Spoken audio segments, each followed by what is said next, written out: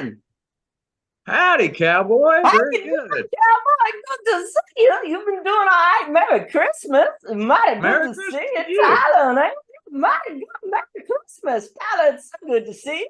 Andrew Luber, where are you driving to? Are you going to Sheets or Wawa to get yourself a nice turkey salad sandwich? Because they're mighty good. What you doing, Mr. Luber? I just left the gym, and Oh, you definitely need a turkey sandwich. Oh my yes, gosh, yeah. I gotta eat. I definitely gotta eat. Now I gotta have my brain workout with the net. Oh, look at that. And Tyler Murphy, that might be the cutest cup of tea I've ever seen in my life. Michelle, how you doing, Michelle? You doing all right? So we were talking in the kitchen a few minutes ago. So anyway, Merry Christmas, everyone. We don't have to talk about this, but Michelle and I just a minute ago were talking about this interesting problem in philosophy of always making new distinctions or coming up with new words. And you know how you have these conversations where like there's a new distinction between love and like. And you say, okay, well, that seems like a valid distinction. But then you say like and really like, and then like and really ultra like, and then really ultra like with whipped cream and a cherry on top. And there's a point where distinctions seem spurious and problematic.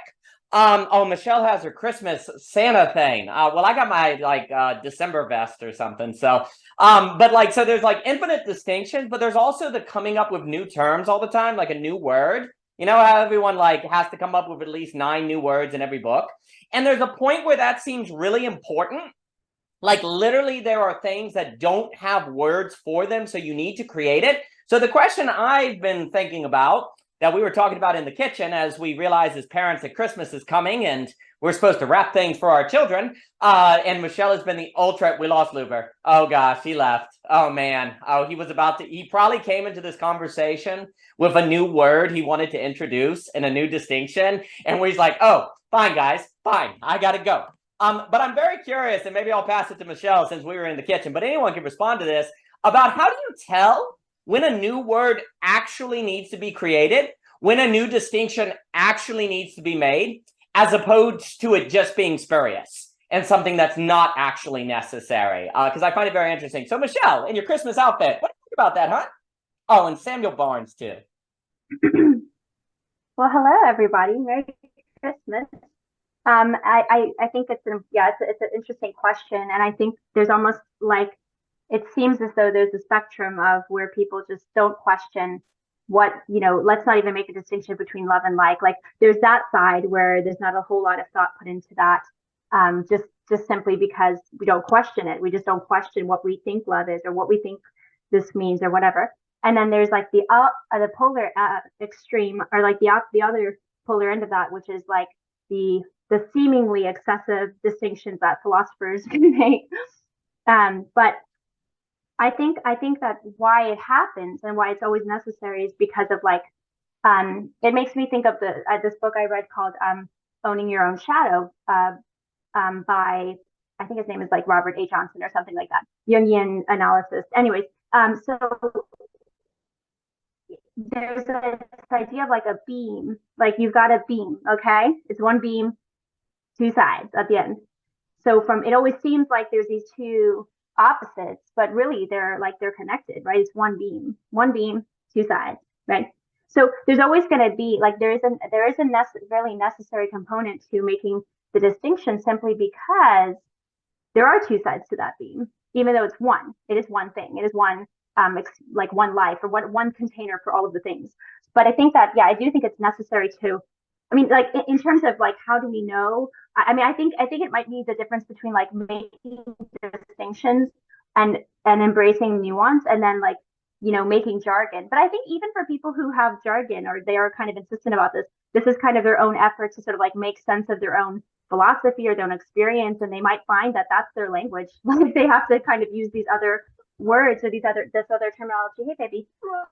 So yeah, I mean, I don't know that there's a formula for like when is it the right time to make another word, but I do think that it's I was thinking about this in terms like what Daniel and I were talking about in the kitchen. It's like the idea of how, for example, trying is that like that word in and of itself, that concept of trying something, or the way you try, the how you try, like that's, you need distinctions, because distinctions bring about a differentiation of mode, in my opinion. So that's why I think it is necessary. But yeah, and anyway, so I think those are the thoughts that kind of come to my mind. I don't know that we can ever know like when it is or isn't time for that, except that your own sensing of like, how do we kind of get into the fact that there's that other side of the beam, right? There's the shadow side and there's the light side. How do we incorporate both of those and acknowledge those both, so that try doesn't become this monolith, and then we kind of use it for everything, and no wonder it's not working, because it's not actually reality. It's not truth. It's not the bothness. It's not, So anyways, those are some thoughts that come to my mind. Lovely. And good to see you, Reed. And Mr. Jockin and Mr. Samuel Barnes, good to see you, friends. Hope you're doing well. I'll pass it to Phillip and Andrew Luber. And what we're talking about is this strange state in philosophy where it seems like, so sometimes you come up with new words or new distinctions, and a lot of times it seems like that's needed. But then there's also this part where it's like spurious and it goes on forever, where you're always just coming up with new words and new distinctions. And how do you tell when a new word or a new term or a new distinction is actually needed versus you're just saying it's needed because that's, how you sell books or something? So that's, that interesting tension. And it makes me think like, there's something about it that seems to get at the difference between accident and essence, right? It's almost like you're like, oh, I need a new word, when there's some sort of essence that's been mixed, not merely another description, another accident, but something essential that is not named. But then, of course, how do you know when you're actually doing that versus just sense that? Those things come to mind. And I like also, Michelle, what you were saying, and then I'll give it to Phillip here, about without distinctions, you can't have different modes.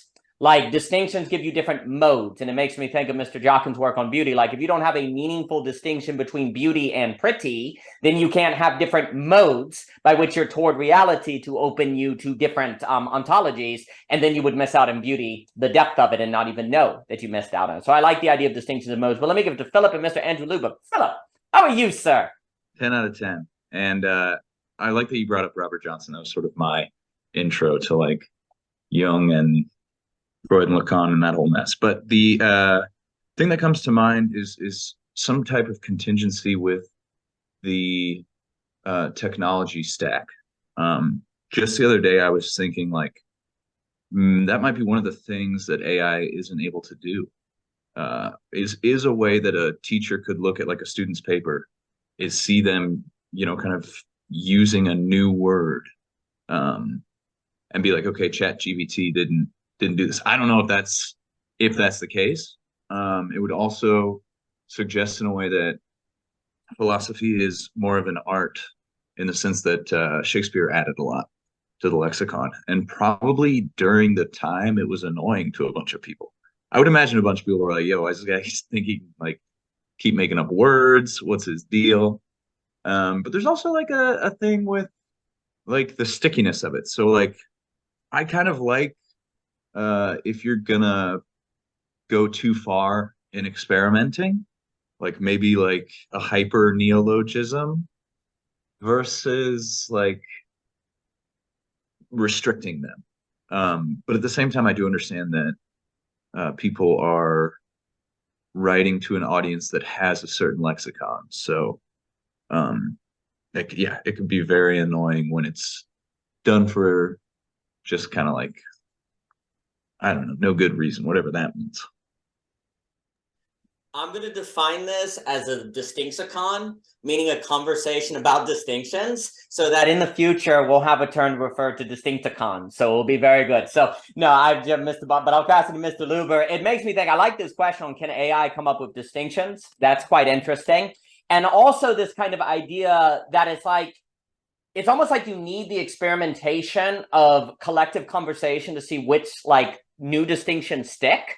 And if they stick, there would be more reason to think that they are getting at something important versus not. Then again, there's always the risk that, it's just popular and it's not actually deep, right? But it's interesting to think of, is there a distinction or a term that sticks? And you almost need the collective conversation as a kind of experimentation. And it's almost like, I now almost am thinking like the market, where you create a product and you're like, I think this product is good, but you need the market test to determine if it's actually good versus you just think it's good. And that's getting into some of like the von Misens or whatever. It's almost like you're coming up with a distinction. You think, I think this distinction is needed. I think this new word is needed, but then you have to put it out there to see if it's actually helping frame something or create a new mode. It's almost like you need that test. That's an interesting way to think about it. But let me give it to Mr. Andrew Luber. Mr. Luber, did you make it to Wawa or Sheets? This is a big question, because we have to know what side you're on, Sheets or Wawa. This is a big, where are your allegiances, Mr. Luber? It's not even a question for me. It's Wawa. I'm from Philly. It gotta be Wawa. It has to be Wawa.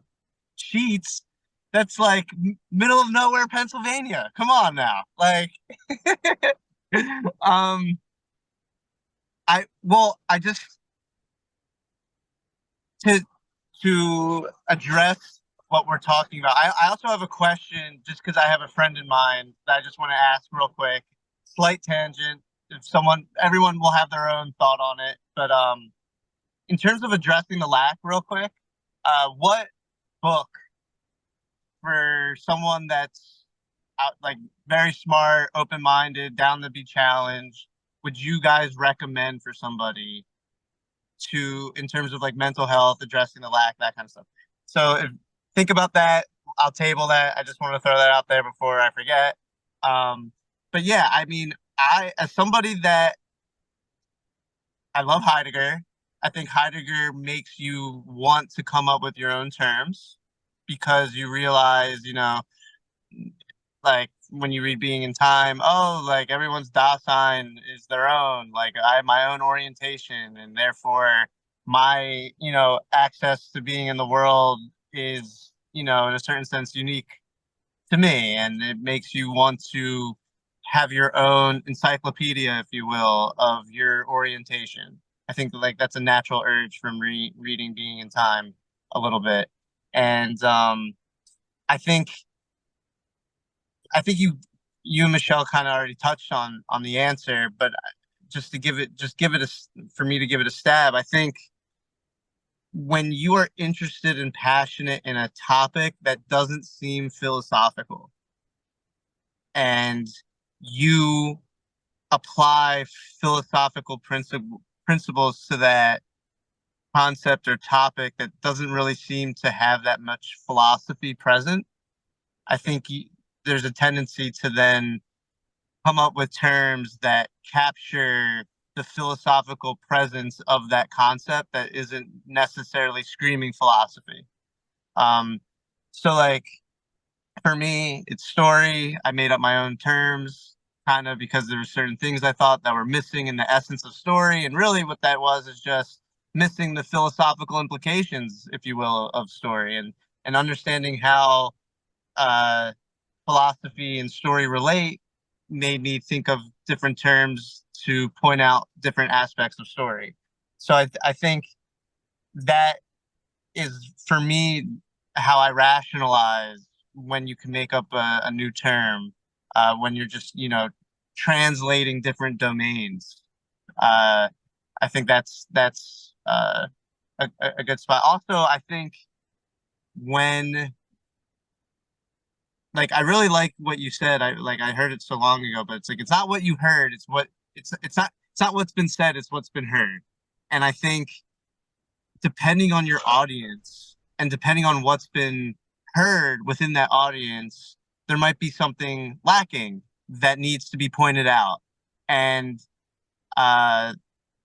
given that it's already been said, and yet this audience hasn't heard what's been said, they might need a different way to say that which has been heard. And it just might be necessary to like break through to somebody to, get through to them. Like I was talking about with my friend last night, like lack, and it wasn't clicking for him. And I thought of a way of making it click for him. And it was just basically like, you have a heart, your heart. There's a hole in your heart. And that hole in your heart, you could think of it as the lack. And that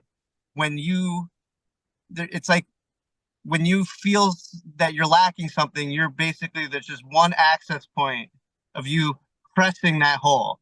And it's like almost like a visceral reaction. When you press that hole, you just want to like punch back. Like it's just like a natural, it's like someone's like pressing in on that hole in your heart, and you just need to like, punch back or resist in a certain sense. And like there's a certain facing your fear and terror in the act of, touching that access point.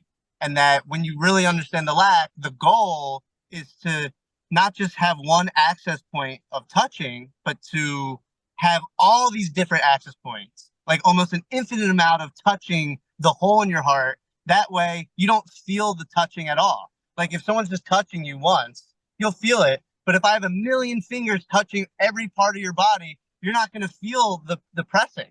You're not going to feel the pushing. So I think I wasn't saying anything new to him, but it clicked. And it was just a different way of getting through to him. So I think coming up with new terms really actually depends on the audience and what's been heard and how what does it take to get through to somebody? Like that's really what it comes down to me from like an everyday standpoint, but I'll pass it off. Well, lovely. I'll pass it to Samuel Barnes and Thomas Jockin. I like this idea. First off, they're going to be opening a Wawa here near the sheets. And it's going to be like the opening of the Fellowship of the Rings where I know, right? Where the armies line up and show it and all hope was lost. And then Wawa had their free coffee.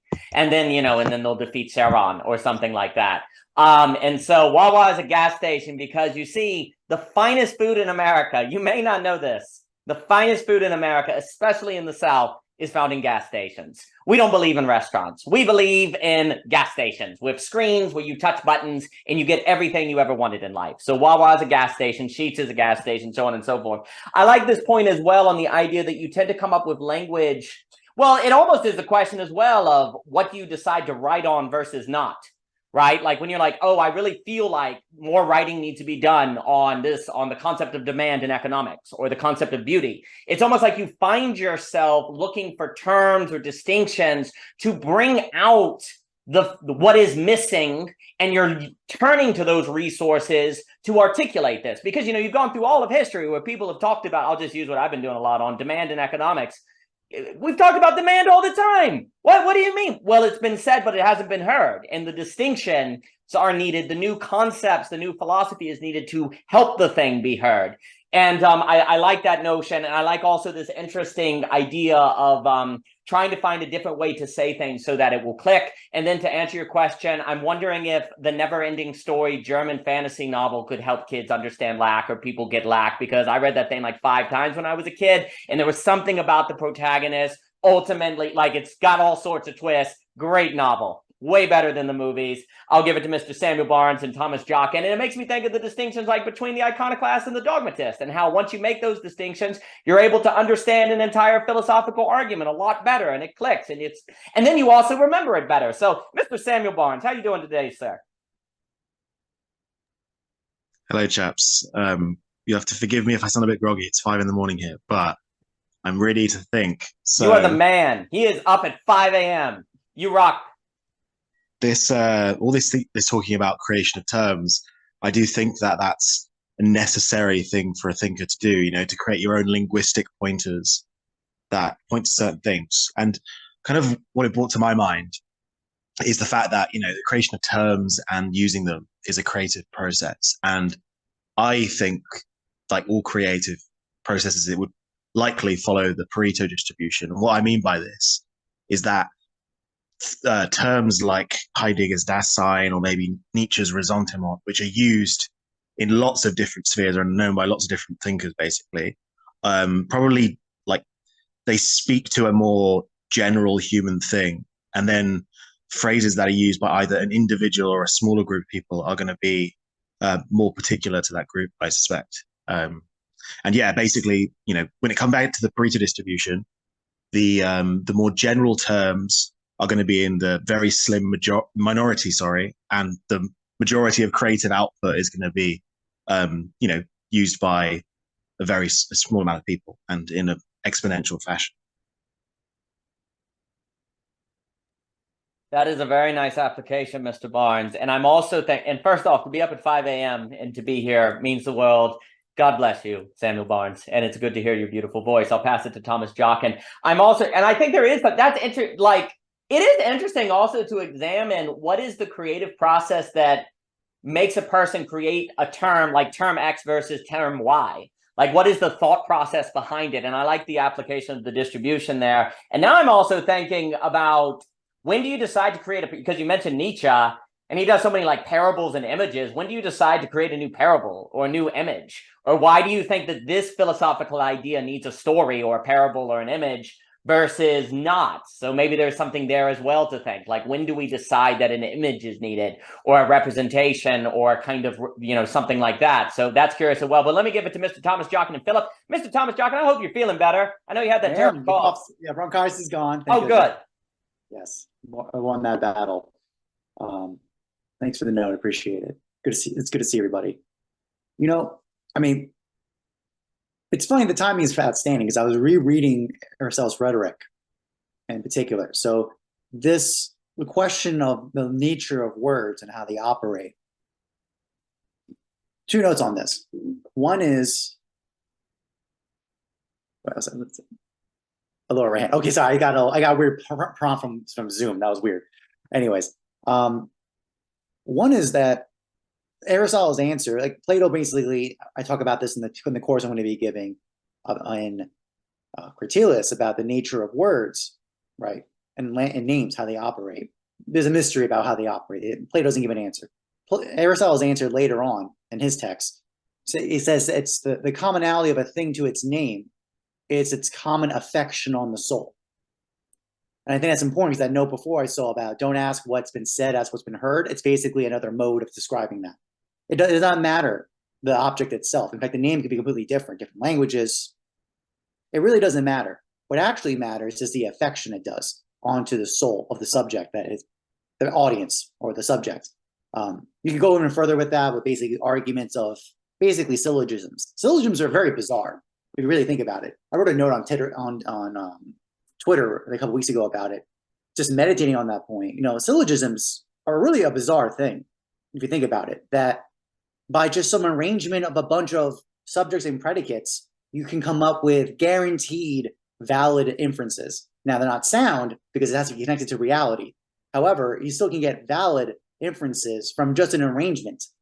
Does not matter what languages are being used, does not matter what terms are being used. As long as you obey those laws of structure in the syllogism, you get the guaranteed end result. It's just that's really weird. That's a very bizarre thing. But I'm just going to narrow down this question of names and words in particular, because another note, by the way, an idea of the instrument, we talked this before, the idea of the human soul being an instrument of understanding, and the question of really the interfacing of how we exist with reality is really how much our souls become instruments to understand reality. I bring this up because there's a term in neuroscience called emotional granularity. What it basically means that, like, you know, language and words, why would you use, for example, in color, instead of saying blue versus azure, for example, there's a distinction for someone who's attuned to know that. And you can go in every single field of study, which, by the way, a way you can talk about logos is account. Every part of reality has a different logos of accounting based on your study.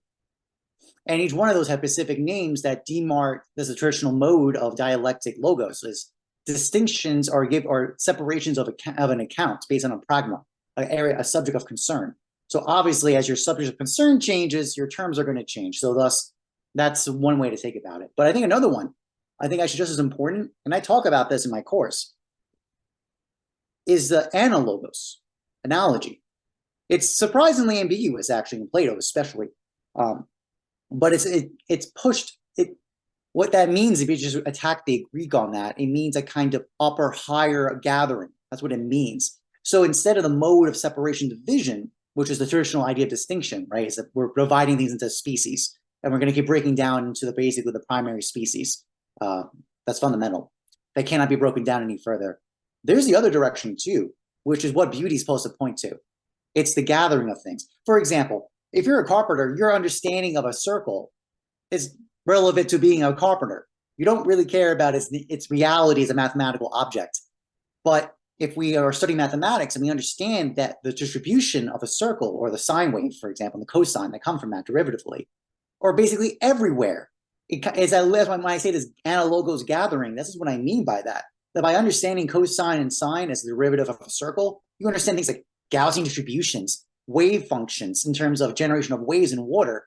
you get this ridiculous, basically, gathering of a bunch of unassociated things into a one understanding. So when mathematicians talk about beauty, this is what they mean. This is what they're getting at when they talk about that. That's a really particular and fascinating idea. And that's a kind of, I'm just starting this research and reading about this, is this idea of paradigma, basically being treated as that. Not as form, not as eidos. It's not, that doesn't work. Aristotle attacks that in metaphysics. But this kind of higher gathering via the analogy of being, this is what this is kind of pointing to. And our powers of understanding with our souls is what words generally allow us to do, or our attunement to it, which is based on our accounts and our studies, how we discipline ourselves. Now, we can use external instruments to help us, obviously. Our powers of perception are limited up to a point. So we need, on the empirical inductive side of things, we need instrumentation to help us perceive. But that's all it does. But also, by the way, words do that too. There was a great lecture from University of Chicago I watched many years ago. I still remember to this day, saying that at the highest level of cognition, we cannot think by ourselves in a temporal continuous, there's a continuous stream of thinking. We have to externalize. I mean, come on, guys. Like, I'm here, like, I'm listening to you guys. I got diagrams and shit. I got notes. The thinking is too hard. We cannot do it in a continuous sequentially state. We have to basically externalize the thought so that we can reflect off on it. We can basically resonate with it, basically to bring it back to us so that we can process it more, to come to a deeper understanding. This is a very simple procedure of using a bunch of marks and diagrams and arrangements to help me get a better understanding, let alone more empirical methods of perception, right? Instruments, microscopes, different measurements of frequency distributions. So those, I agree that it's up to, because by the way, that note about modes, right? That mode is basically one way to talk about modes is, Aristotle had a really interesting comment in the topics about it. He comments that generically, like we just say knowledge, it's a general concept, it's a general term, without specifying it. It's just a relation. That's all it is. It becomes a quality when it becomes specified. So from knowledge to knowledge of grammar, knowledge of math, for example. So that's a really fascinating language. I personally find that just really interesting. It's kind of I feel like it resonates with what I'm saying out here about this, our relationship to words and image, and particularly our way of how it affects us, uses it as a mode of understanding. And the way we approach it, my proposal as a suggestion, just hearing everyone talk about it, is this activity of account by logos. But also, and I'll close with this, it's not an accident that Plato and Aristotle are quoting Homer all the time. He's mentioned all the time. That's not an accident. And McIntyre makes a very strong claim that without Shakespeare, English is not a good language. Does not justify as a language to even exist without Shakespeare. It's our poets are the ones who actually give us the almost foundation in which we can think. Which, I mean, it instantly goes to Aristotle, instantly goes to the Poetics, and he makes that comment about the nature of poetry, about the universal versus history, being in particular. That there's a more of a dressing of the universal when we talk about that, and the acts of character which are paradigmatic of some larger principle and idea that could be exemplified, for example. I know, Andrew's basically asking about addressing lack, and I think that's what I mean. Lack is fundamentally about this kind of indefinite boundedness that demands things of us. That if we don't, it's always a second order realization. That's why actually, Andrew, by your note about, I kind of wanted to punch back. We talked about that last week, right? That there's that kind of pain attribute of lack, that is it's that immediate response, but it takes a level of kind of larger thinking, a kind of temporal step back to realize that was a catalyst, not a cause, right? So this kind of second order step back relationship, but it's very difficult to process that because the affection on you as a soul, right, is that pain. That's the immediate reaction. We needed things like philosophy to help us give us that kind of temporal larger framing to do a step back and realize what's going on here. All right, that's a lot. Appreciate the talks as always. I'm going to stop.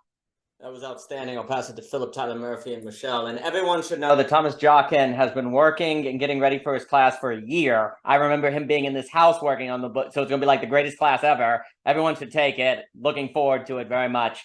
And I'm extremely interested on that idea of relation to quality and topics. I'm now really curious about that. So very nice. And as a quick note, I'm also on this kind of idea of, like you're saying with the syllogism, like looking for an arrangement. Like this is an arrangement. I'm going to say formulation. There's a formulation that if you can find it, then applies and has real consequence in the real world. It's almost like the philosophical impulse of creating distinctions is a sense that some sort of formulation is missing, or some sort of variables are missing for a new or possible formulation, that without, there are certain parts of the real world that are missed. And it's like you're looking for a formulation that requires going by distinctions. And if you find these distinctions, it arises to new possible formulations that then you can apply more widely. Because it's always interesting. Very often people don't come up with distinctions if it only applies to that one argument for the distinction. It's almost like the sense of a need for a distinction arises when it has a broader ramification. It has like a wider space that it would apply to. Like you come up with like Heidegger, it was mentioned Heidegger's Dasein. Well, the idea is that if you, Dasein could be applied in economic, sociology, every single possible field, right? Like beauty would have implicate, like when you talk about beauty, Mr. Jockin, that's not simply for your experience of the art gallery. The reason why you defend beauty so much as distinct from pretty is because that would have implications for everything. And it's interesting, like there's something about the sense of a need for a distinction with the sense of a need for a formulation or something that has broader implications. There's a sense of it that kind of comes with it that have implications in other areas. Whereas if you could just if you were dealing with a single topic to a single topic, my experience is at least that you don't need a new word or a new distinction. You just need to go find a pre-existing term, right? But it's when there's something deeper missing that it brings about this feeling that you need a distinction that would have something wider. That's just my own experience. I was just thinking about that as you were talking about a syllogism and the weirdness of having an arrangement that then actually has wide implications, like a formulation. And likewise, is there something about the distinction that's a similar sort of sense as the syllogism, similar with the distinction in formulation. Next week, everyone needs to wear either a Wawa shirt or a chic shirt, and we'll see what side everyone is on. But let me give it to Philip, Mr. Murphy, Michelle, and then Mr. Luber. Philip, please. I know. I think it's great. You can definitely see how this can lead to trench warfare as far as tribalism goes. And I like that Thomas brought up the soul, and I do like the distinction between knowing and knowing with one's whole soul. And the neologism can sometimes get you there. There's also definitely, I don't know, this is kind of just like an open question of like what the sort of poets of our day are. I'm reminded a little bit of Edward Bernays' work on propaganda, the idea being that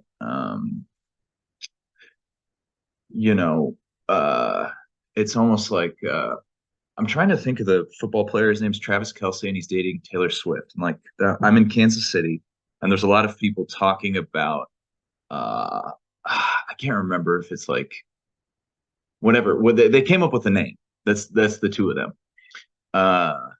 And this seems to be on the tip of so many people's tongues.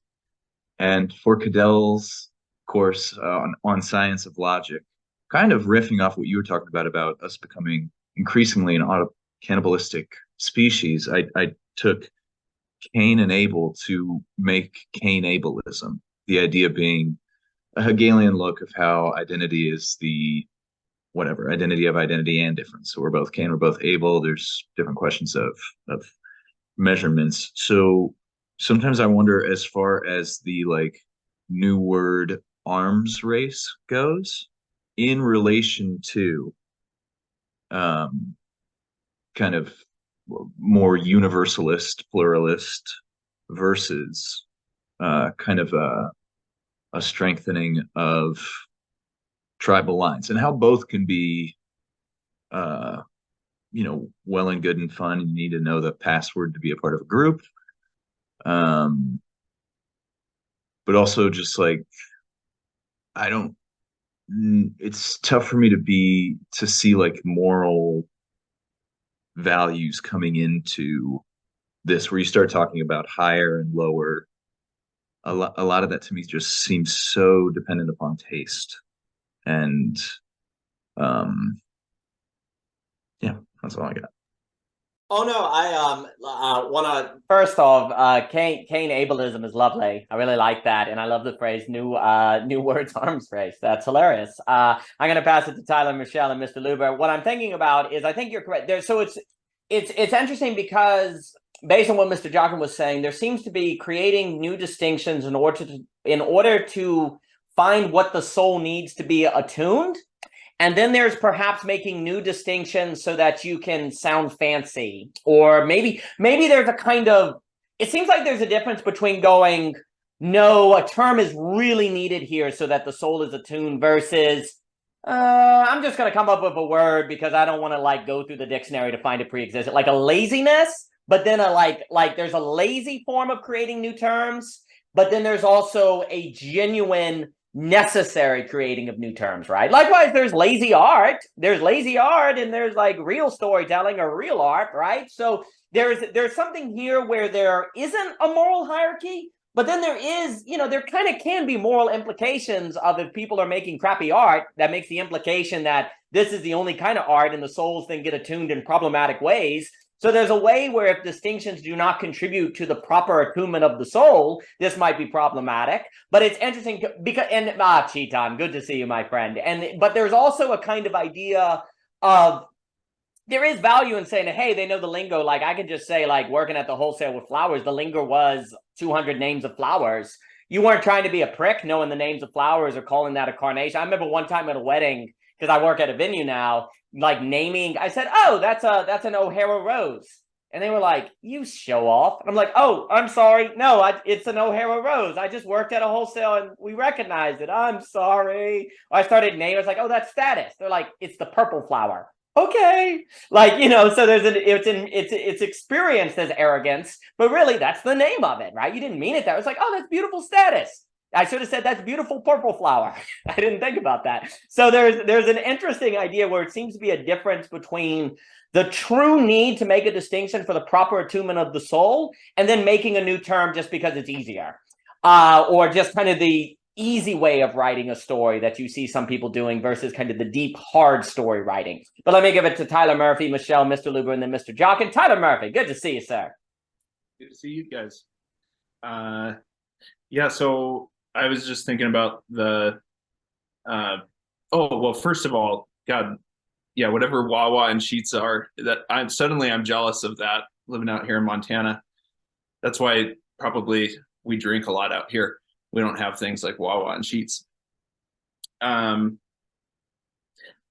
yeah, thinking about when is it time to invent a new word, or it brought to mind this quote from the poet David White, where he says that something like that the poetry is the art of overhearing yourself say something that you didn't yet know that you knew. And at least that's also, kind of my understanding of, I think, like what the idea of like the unconscious in Freud and Lacan is, the moment of wit where you're kind of speaking quicker and making jokes quicker than your conscious can catch up with, the slip of the tongue, the dream, that kind of thing. But also wondering if new words get spoken from a place of pain. The cry that I wrote down here, that something about the cry that eventually turns into language. So sitting in that and that wrestling with and trying to, I feel this contradiction, but I haven't yet been able to bring diction to that. I haven't yet been able to speak it. And that pain, bringing forth language and art and songs and all of that. So yeah, that's just what I wanted to throw in. I think that, I guess that would be the way that I think something, like how I do like this idea of the new words arm race. And I do think that it's something from like this point of pain, or somehow it's, I think, coming from the unconscious, the moment of wit, that kind of thing. So yeah, I'm gonna try to rest and let my unconscious do work on trying to come up with the perfect name for Travis and Taylor. And maybe by the end of this, we'll get that figured out. But Oh my anyways, gosh. That was beautiful, and I'll give it to Michelle, Mr. Luber, and Mr. Jockin. And now I'm thinking about, to use that Bonhoeffer distinction between cheap and costly grace. It's almost like there's cheap new words and costly new words, and it's like, don't come up with a new word if it's not earned through the crucible of pain, or if it doesn't come from a place of great wrestling and work. And, you know, when the soul seeks attunement, there's a certain passion and pain, like beauty has a pain to it. So it's interesting to think of poetry as kind of costly new words.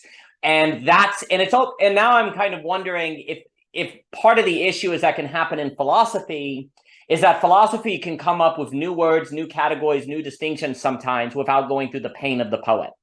And where you need to go through the pain of the poet, so the distinctions are human and they're actually getting at an attunement of the soul. I think that was a lovely comment. I have this hilarious image of everyone in the Midwest. You know, you've got the US map, and you have in the North Wawa, in the South, you have Sheets, and out West, it's drinking. It's just drinking. Actually, I see the Jimmy John's cup. So I see you're representing Jimmy John's. So there we go. So Jimmy John's is in now. It's Wawa, Sheets, or Jimmy John's. They all have subs. They all have subs. Michelle, please. Well, this has all been so good. Thank you, guys. I was thinking about analogy, like Thomas Jockin brought up, and also to Andrew Luber's point, like I love that idea of giving your friend sort of an analogy, right? Like I think what I'm realizing about myself is that how I think about it in terms of distinctions is, though I think it is very cool to make up words, and I think that happens a lot in German and Afrikaans. Like, you know, I'm South African, so like the Dutch, German, Germanic languages, they do that. They like make up these words, you know. But I think that's cool. But I think I find myself more apt to do wordplay and metaphors, analogies. Let's connect it to some imagery in this way. The higher order thing for me is just that it's true, like that it like it clicks, it connects, it makes the person be like that resonation, right? Is like it vibes and helps the person kind of have that aha moment of like, oh my gosh, I never thought about it like that, or like, wow, that oh my gosh, wow, like, and it's so, there's something of a beautiful power about that language is able to do. Not always, right? It fails a lot, but it also has that capacity. And I think that's really brilliant. And why I think for me, it's like, you know, it gets into the mode where when we start to play with words, we start to think about their connections, and then it helps us connect further for us. So yeah, I guess I was just thinking about that. Yeah, like word plays, metaphors, analogies, and how these things really make the understanding so much more robust, I think. Instead of kind of getting like really dogmatic on, it's like subconscious, not unconscious. You know, I've never found that to be very fruitful, to be honest, personally. Now, maybe some people really enjoy that, I don't know. But for me, I don't see like you know, it's like, well, yes, you might have to make some sort of like, oh, did you mean this by that? And then it's like, yeah. It's like, cool, let's keep going, you know, instead of kind of getting back to like, kind of getting almost defensive about like what word is being used. I don't find that to be very fun or like productive or anything like that. But I think, so that's why for me, I think like getting more playful, understanding that's ultimately about connection, you know, at the end of the day, and having these sort of like beautiful aha moments that are like so brilliant and exciting. That's what it's, sorry, I think this thing just came off. So I think that's, yeah, so I think that's what it's about. And I just wanted to say that really quick. Thanks. Mr. Samuel Barnes has unveiled that our children were talking obsessively about sheets in the car, which is true. Mr. Barnes can also tell you the story when I turned the headlights off of the car and we thought we were going to die because I hit the wrong button. And we said, and the word of it was, well, you know, that's the word that means you're going to die. Well. I really like what you're saying because it also brings to mind, I think sometimes like in the philosophical distinction where people are like, no, it's not subconscious, it's unconscious. And there's this kind of this demand to follow a certain language game. It's like you're identifying it's like it's where you're doing, you understand there's a certain cost needed in language, but you're locating the cost in the kind of rigor of the distinctions on a conceptual level versus the pain of the poet. Where the distinctions are supposed to, yeah, there is, you got to kind of earn your distinction. You got to earn your language, but there's a difference between earning it through the human pain of the poet and earning it through the creation of a complicated system. And like that, then everyone has a particular meaning. And you see a lot of philosophers who have this kind of particular languaging and a particular system, and they're very adamant about other people following it. And there's a kind of, oh yeah, it's hard. It's got to be hard. Like this kind of hard kind of thing. The problem with that is it seems to be a mislocation. I'm not saying there's no value in it, but there's a mislocation of where the hard needs to be located. And where the hard needs to be located is in the human pain of the poet. Like the pain of going to where you arrive at somewhere in your life, or the human journey that then a kind of distinction spills out of you. But don't get me wrong, I'm not saying that philosophers who have a big system with just really fine distinctions have not gone through something like that. But there is a danger in moralizing that kind of thing, that kind, I'll call it rigor, where you moralize rigor as if it is the same as cost. So I'll make a distinction. Hey, I'll make a distinction here between rigor and cost. And there seems to be, it's important for the philosopher to realize that rigor is not necessarily cost. It may follow, it may be necessary, but one should not make the mistake of assuming that just because there's rigor, there's cost. And it seems like the value of a distinction as contributing to the attunement of the soul requires cost more than rigor.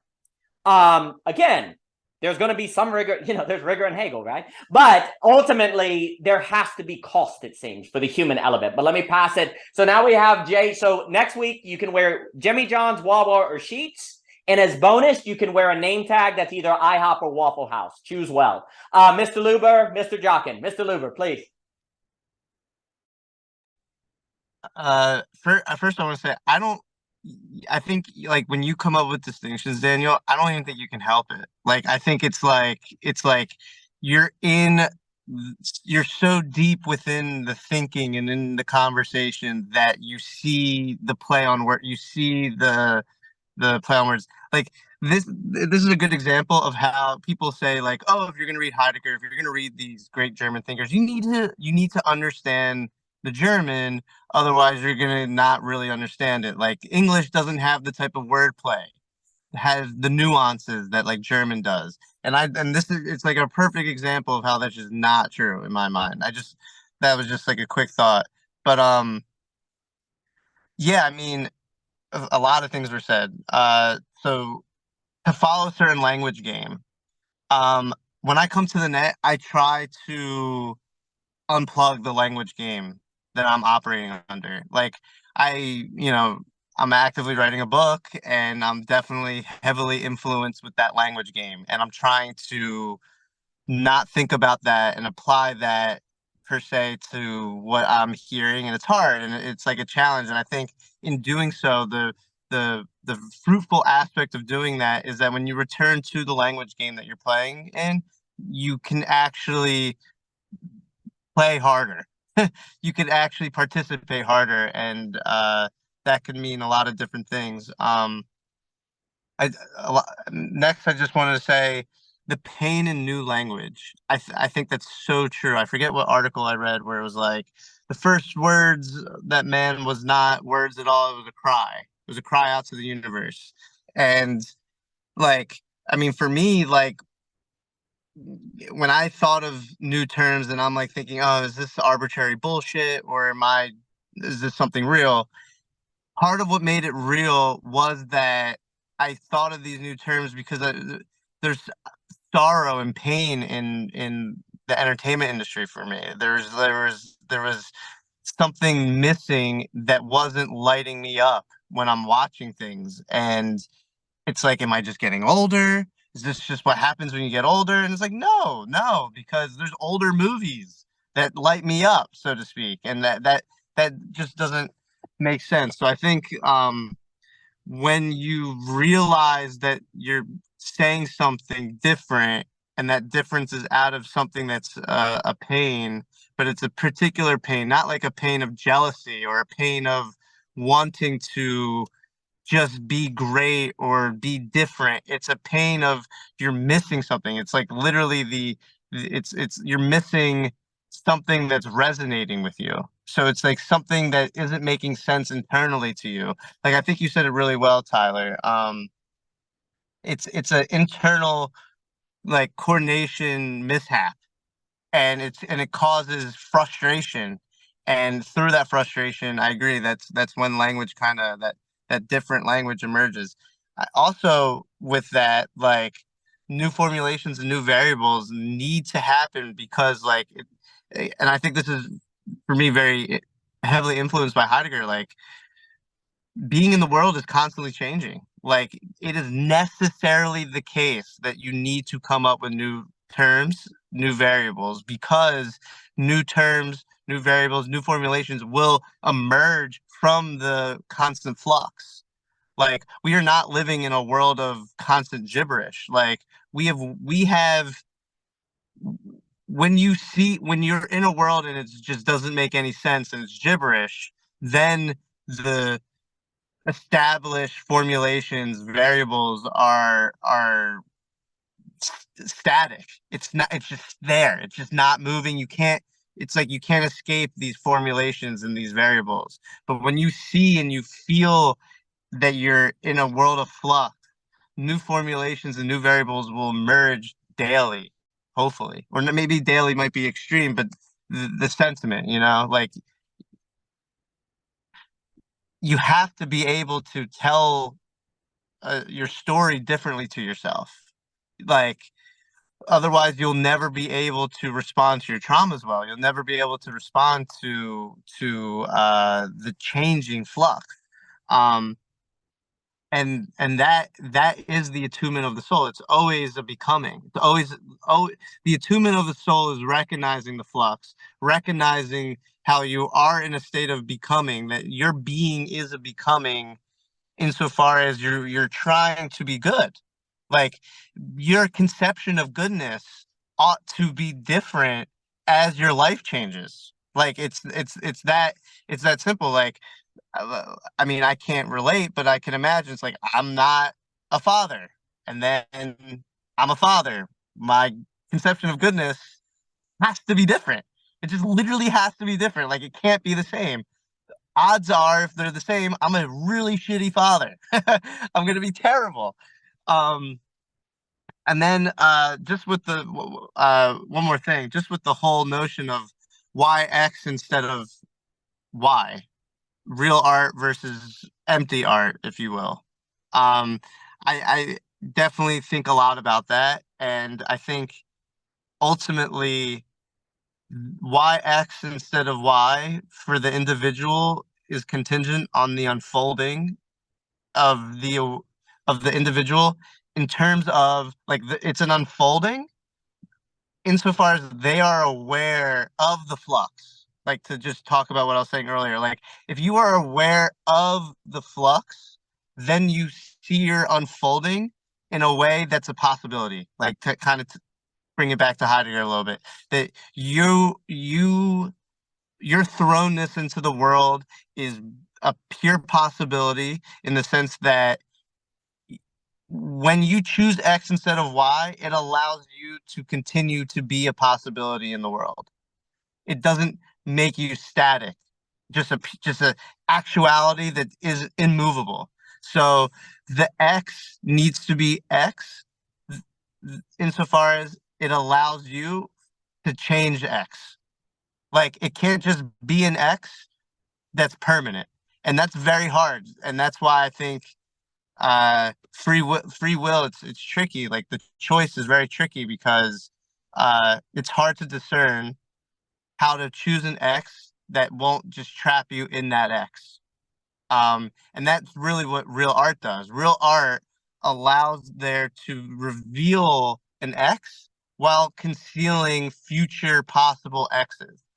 Concealing the X's in a way that you feel like there's more to the X that you're inhabited in. there's a sense that you do not have the whole picture in your conception of how you're being, essentially, and that you're kind of seeking and you want to scaffold out that feeling of what am I, there's something that I'm lacking and I gotta keep going, and that you're ultimately what's influencing is the good. And it just reminds me of your conversation with Layman, Daniel, where Layman said an amazing question where it's like, he said something like, how do contexts, it was like, how do different contexts interact with need? And that is the like theme, that is the answer. The answer is having an X in a way that makes you feel like your X isn't the end all be all, but it's a good X. It's an X that's allowing you to see the concealed X's that you are trying to scaffold out. It's like, it's giving you that adrenaline. It's giving you that passion to keep going, to go beyond your X. You want to go beyond your X, not because the X is bad, but because the X is forcing you to see a good that's beyond the good in which you're situated in. And I feel like I said a lot. I'll pass it off. It was excellent. I'll pass it to Jockin and Chetan. A few things. First off, yes, when you don't have kids and you go to IHOP, the good is the coffee and the egg biscuit. But then when you have kids, you realize that the freaking price for it all is way too much. And Waffle House is now good because you can get the smothered and afford it. So the context of good changes. Also on this idea of it is very to me, I would think the distinction between prepared and planned, like if you have an X or a present moment that defines the good, that makes you prepared for what could come next and actually be able to recognize the good, then it is simultaneously working at a future state while making the most of the present state. Whereas a good that makes you plan the future then actually is kind of smothering it, or you're kind of preconceiving what needs to happen and you're not actually flowing with it. You're not prepared, right? So there's like a difference between the prepared and planning, and there's something about a real good that prepares you for further goods. And if we use that language, and the very preparation attunes you to those future goods being there if you just keep progressing. So it's interesting that that would be thematic. Also, too, there were amazing fireworks around you when you said gibberish. So Zoom really liked your point. I really liked it. It was amazing. Well done. I don't know how you got that update. Fourth, I think also it's very important, like you were saying about coming to the net and having different language games and leaving your language game behind, entering different language games, and that makes you stronger. That is extremely important skill, I think, in these liminal web spaces. That meta language skill, I think it's a really, really big deal. And otherwise, if you don't have that skill, I think it's easier to confuse rigor and cost based on the distinction I was saying earlier. Like, it's easier to make that confusion. Last thing I'll say is it almost is like I also meant to say, you were talking about Mr. Jockin, your notebook with all the notes in it. You should see all my mountains of sticky notes. I have so many mountains of sticky notes. That one's Bertha. That one's Betty. That one's Aaron. They have names like Everest and different things. Luber can tell you, Jockin can tell, everyone can tell you. So I have like mountains. And it's almost like it is only through cost can you find formulations by which you could be lit up everywhere, or be lit up and then carry that light. So formulation we were using earlier in terms of syllogism. So it's almost like it's by cost versus rigor that you arrive at formulations that you recognize through that lighting up that you're describing. And then that very formulation gives you a means to carry on that light from the lit on moment. And it's almost like it's cost, formulation, light up, carry light might be a way to think about it, but I'll have to explore that a little more. Let me give it to Mr. Thomas Jockin and then Chetan. Mr. Jockin, please. Yeah. Tyler, that was a fantastic point about that pain as a motivation for me. I mean, I think everybody here started clapping or just like having we definitely all woke up to that point. The pain, we talked about this last week about pain as an organization, basically as a sign of lack. It's the organization, the kind of foundational material for the organizations of entities, basically. And particularly, I saw in the comments in the chat, basically, right? There's a kind of, if we use this model of the soul, basically in its frequency, it's almost a dysregulation, or it's a response to dysregulation of the external stimulus figures against the frequencies of the soul inside. That this frequency is basically that's what It's the sign of pain, or that's the way one way you can talk about it. And especially if it could destroy the entity, that's kind of the key too. Like this whole, like, I think we kind of like, there's always a nuanced point about this on pain. Like some pain is totally legitimate, because if our bodies do this, and entities have reactions to pain, because we're going to die if we do it. We're no longer going to exist. So there's a reason why it's a reasonable point that generally we want to avoid it. It's generally kind of a running away or clinching, especially when it's kind of like on a more emotional state, even when it doesn't destroy the body per se. Like it's not an actual entity itself is going to get destroyed, but from a psychological, mental side or spiritual side, the spiritual wounding, we clinch. We kind of have a freeze effect from that. I'm just meditating on that point because it's actually a very serious question of when is pain a sign to take seriously and a sign to ignore, just like pleasure. It's exactly the same problem. It's the inverse of that same problem, right? We can't just assume the good is the pleasurable. It doesn't work that way. But clearly we think the pleasurable should be with the good. It's a weird dynamic. So it's kind of it's the inverse question of that. It relates to things like health, for example, like the idea of like, clearly surgery makes sense, like amputating a leg makes sense if the whole entity is going to live, but that's obviously a mutilation of the body. So it's like, how do we decide this? These are points of addressing, a deliberation to be made on that. But anyways, that's just a side note. My main note I want to bring up are two.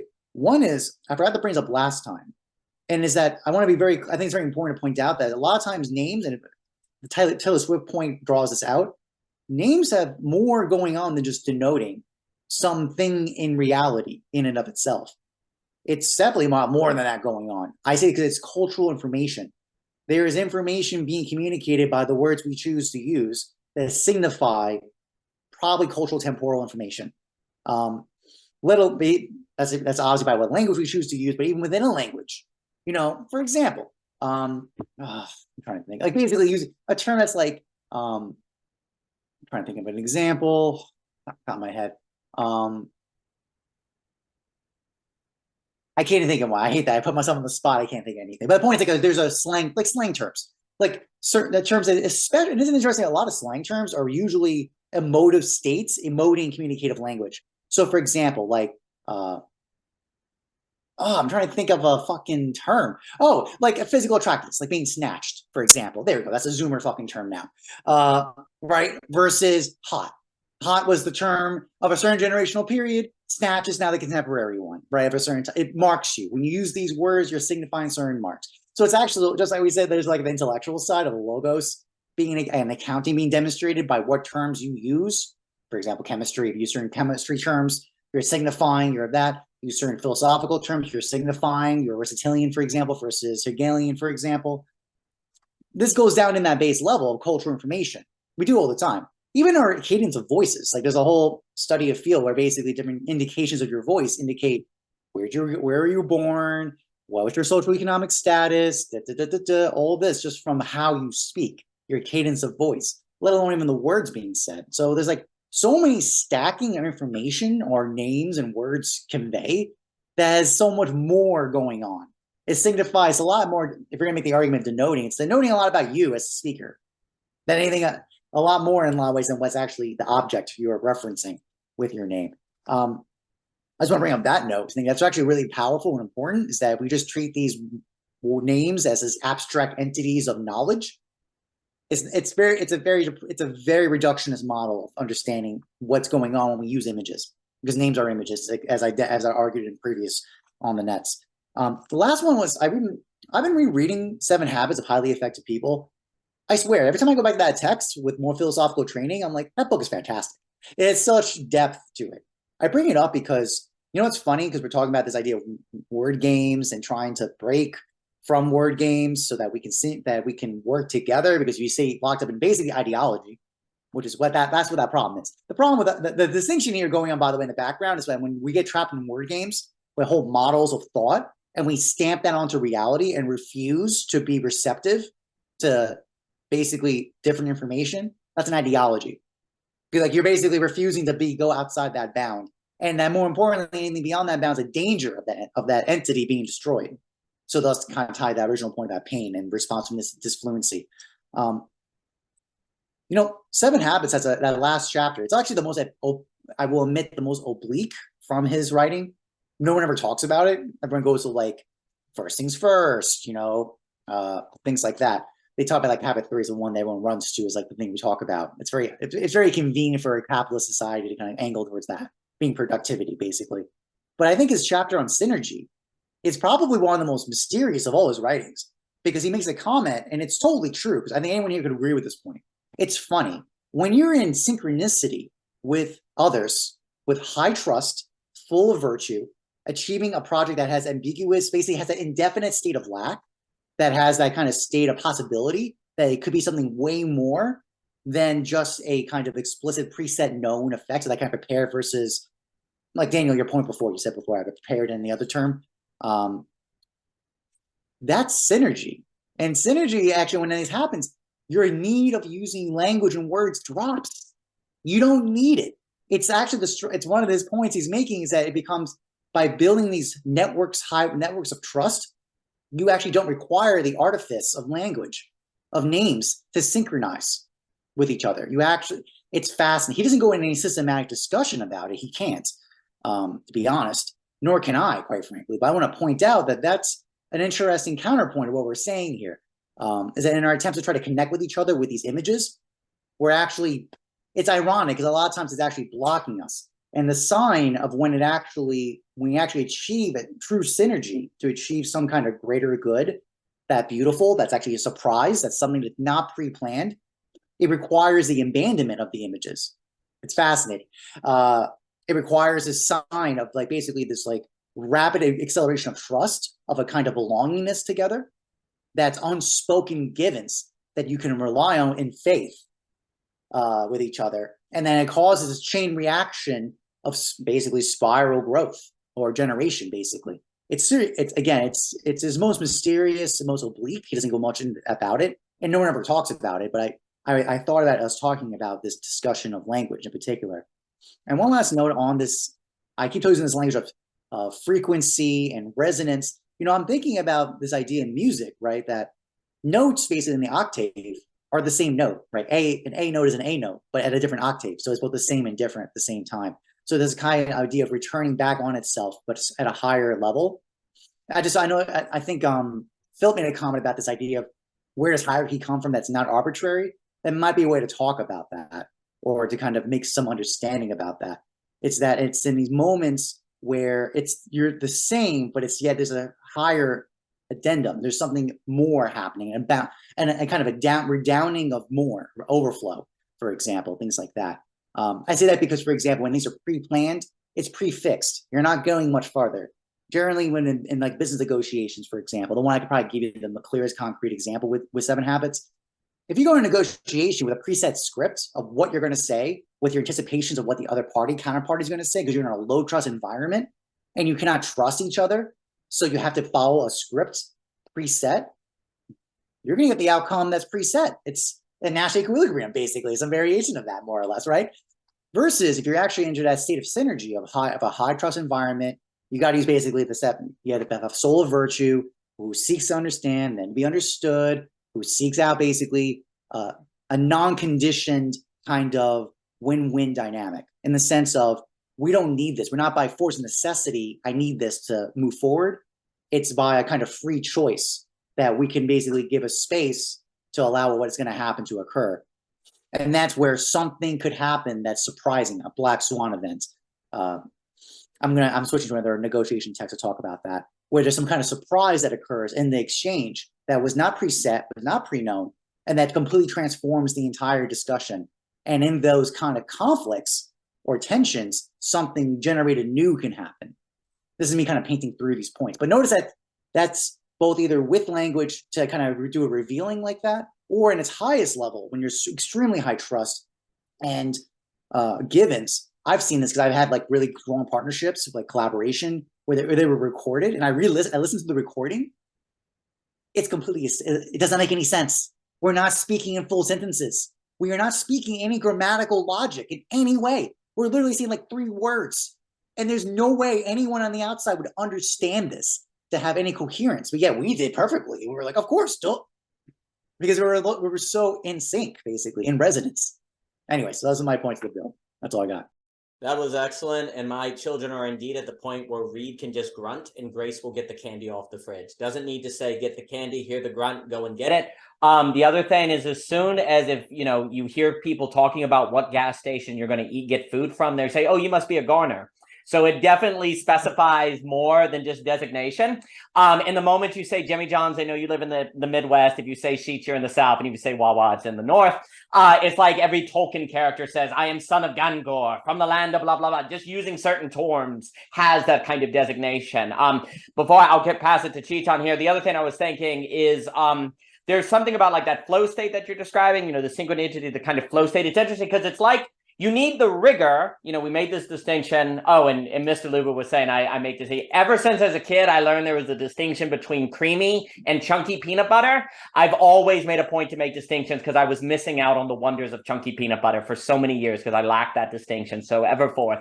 But it's interesting because it's like you need the rigor, but it's rigor to cost. Like the rigor, like you have the rigor of language to get to the place where you can forget the language. Like we talk about, like you work hard and you work really hard so you can become self-forgetful. And it's interesting how it's like you train really hard in language to get to the place where you can communicate without using language. This kind of letting go. So likewise, you have the mistake is confusing rigor as cost versus philosophically, we'll just say rigor in philosophy to get to the place where you can experience the costs of being fully human in a fuller way. So rigor for cost versus rigor to replace cost, rigor to be able to achieve the formulations that will then help you light up to carry the light elsewhere, which has a path of cost. And it's interesting how often in life, there's so many, like all of these things, like we're not saying that rigor, I was not saying that rigor is bad. The problem is that when rigor is not rightly ordered, like Augustine always emphasized, the classics, the right ordering of things. The last thing I'll say on this point of good or bad pain, for me, that point you just made on the difference between good pain and bad pain, that's why utilitarianism doesn't work, because utilitarianism is like, does it increase pleasure? Does it increase happiness? Okay, but what's the difference between bad happiness and good happiness? Well, now you're in value ethics. That's the move. Like you see, you can state, as long as you're dealing with the difference between pain and pleasure, a utilitarian analysis is enough. But the moment you start asking good pain from bad pain or good pleasure from bad pleasure, well, now you're in value ethics or virtue ethics. You see, that's the move. It's like utilitarian basically has to assume that there is no difference between good pain and bad pain. But if there is, well, then you need much more in your philosophy. And again, generally speaking, as you move from third to first, or kind of as wealth increases, you move from simply telling the difference between pain and pleasure being enough to a place where now you have to tell the difference between good pleasure and bad pleasure.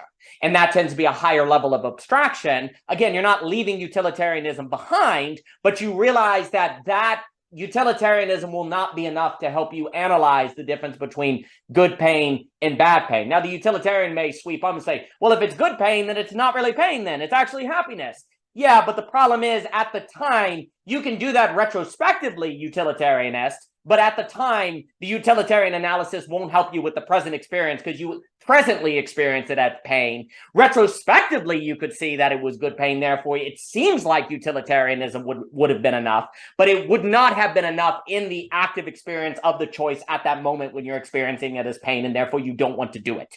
You would need to have the abstraction or the virtue, et cetera, so forth, to identify it as good despite what you were experiencing. So for me, and then I'll give it to Chetan and then Mr. Tyler Murphy, utilitarianism will help you with the difference between pleasure and pain, but you need to move to something like value ethics, virtue ethics, to tell the difference between good pain and bad pain, good pleasure and bad pleasure. And I see there, you see the movement of the ethics in that way. But let me give it to Chetan, Mr. Tyler Murphy. Chetan, it is so good to see you. You're such a beautiful man. I hope you're doing well, Chetan.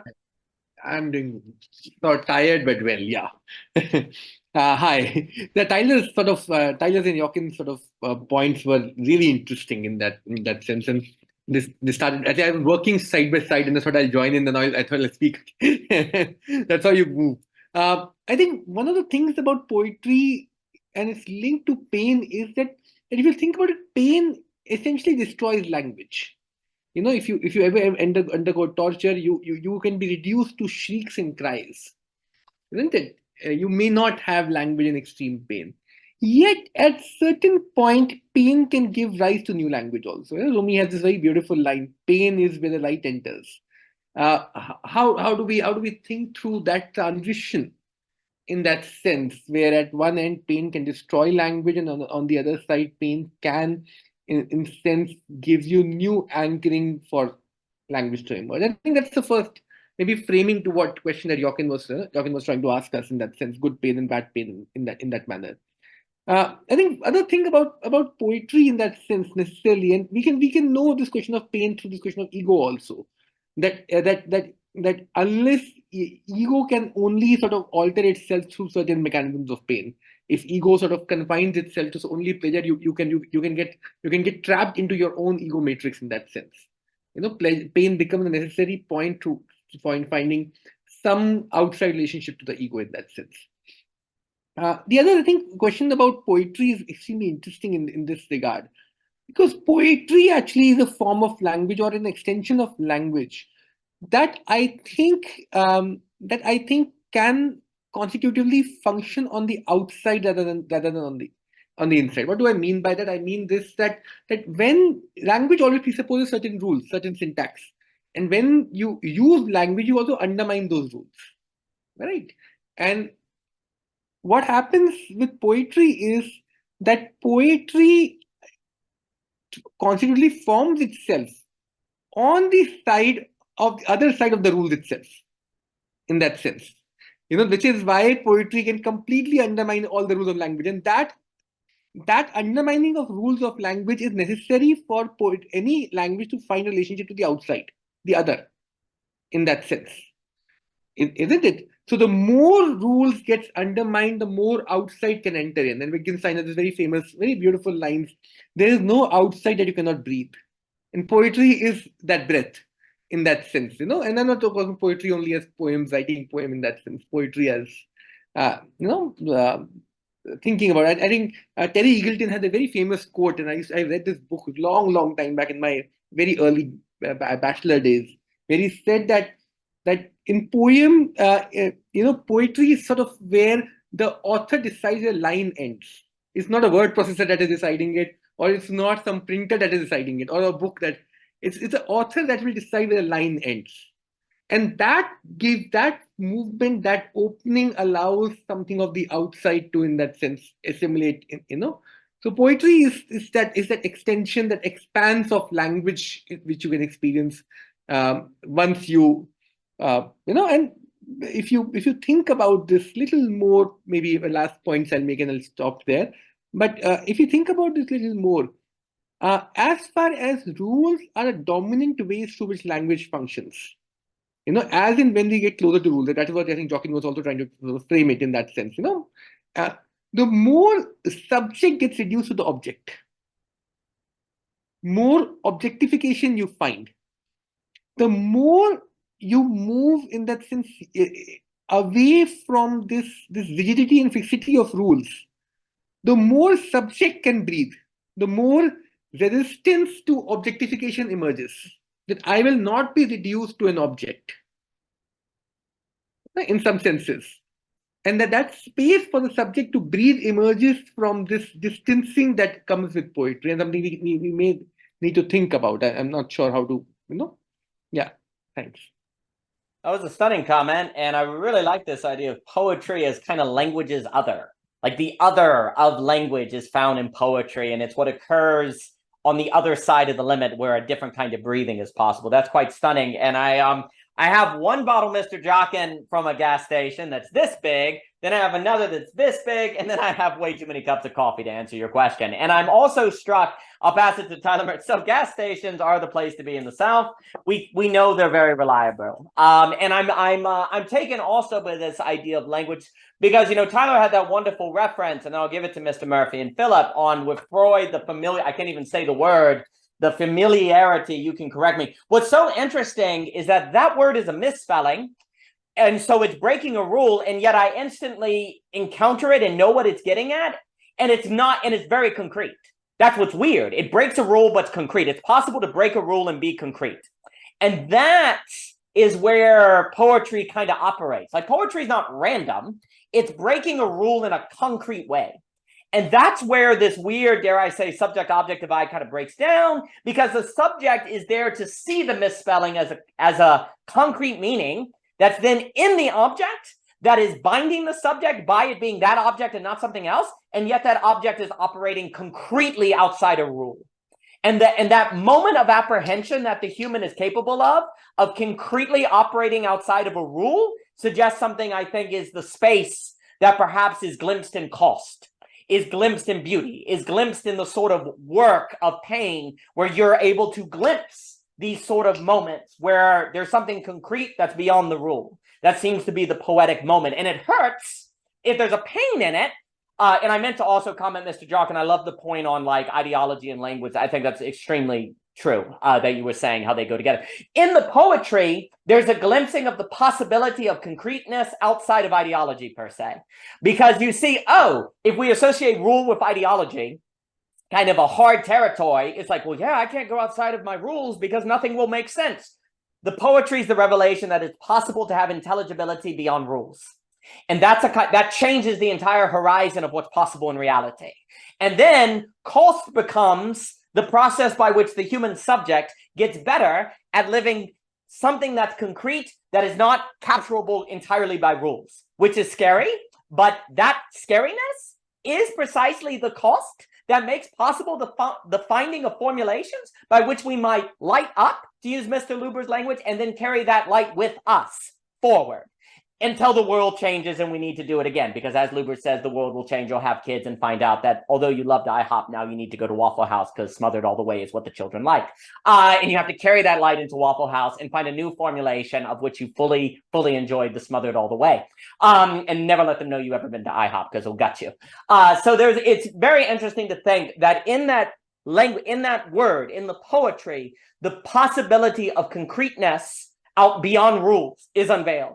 Which then begs the question of what else is this kind of experience possible in? Is it possible in economics? Is it possible in sociology? Is it possible in friendship? Where else is it possible? Because if it's possible here, then maybe it's possible elsewhere. And that seems like the X then that you're prepared for to carry everywhere else, like Mr. Luber was saying. You don't know what it's going, you can't plan for how it manifests everywhere else. But now that you've seen it, you've experienced it, you can be prepared for it, and thus better glimpse it elsewhere in other fields, in other areas. And so now you have a theme. You have a theme because you've experienced the possibility of something being concrete beyond rules. And so whereas a story, like the theme is everywhere in the story, but nowhere in the story, to reference the book, and yet it's there and it's not there. So likewise, you see in the breaking of rules the possibility of a concreteness that is beyond rules that seem to just be the rules, but it's not. It exists in this kind of doubleness, this kind of between space that then is a revelation of the possibility of all of life. And then the philosophy, and so it's almost like the philosopher from a place of cost is moving toward new distinctions and new terms from a sense of that they're then trying to locate to experience so that they can be better prepared for it elsewhere and everywhere. But let me pass it to Mr. Tyler Murphy, Phillip, and Mr. Luber. Mr. Tyler Murphy. Everything that each person is saying is so rich, and so it's hard to kind of, I guess, I'll go back to something that Thomas, you kind of sparked in me, and it's just, I've been thinking a lot lately about how do we maybe collectively make clearings for something new, something surprising to burst forth. And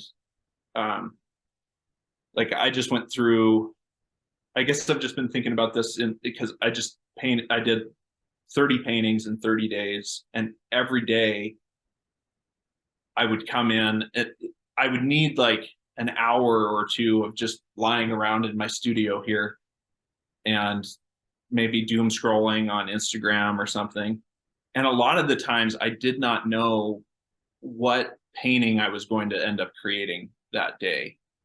But I did it. I made 30 paintings. Somehow each day something new came forth. And that, I don't know, I guess, and like I have some friends that just did a singer-songwriter challenge where they all wrote a new song for each week for a year, and just talking to them about it just requires so much time and so much, like, I guess what I'm trying to say is that we can, to some degree, be conscious of creating these spaces where something surprising can come forth, while at the same time kind of holding it loose, going, I've made this clearing, I've set myself up for something to come forth, but I can't really tell you exactly what will come forth and how it will come forth. And that I was listening to Mikey Downs and Dave McCarricker recently interviewed Zizek the other day, and I think Mikey was asking Zizek if he could kind of if he could help clarify this distinction between event and act. And I guess that's kind of what I'm thinking. I think Mikey said something like, what we're trying to do in all of these liminal web spaces and stuff is kind of help tend this garden where potentially something new could flower forth, basically.